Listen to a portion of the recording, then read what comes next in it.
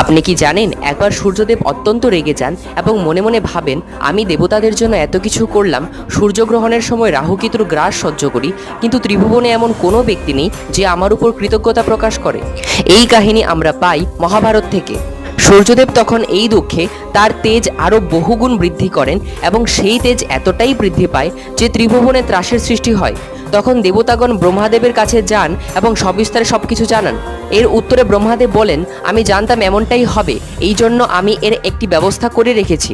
উনি ঋষি কশ্যপের কাছে যান এবং গরুড়ের ভাই অরুণ, যে দেখতে বিশাল আকৃতির ছিলেন, তাকে সূর্যদেবের রথের সারথি হিসাবে বানানো হয় এবং রথের সামনের দিকে বসানো হয়, যার ফলে সূর্যদেবের যে অত্যধিক তাপমাত্রা ছিল সেটি অরুণদেব সহ্য করলেন এবং ত্রিভুবন রক্ষা পেল।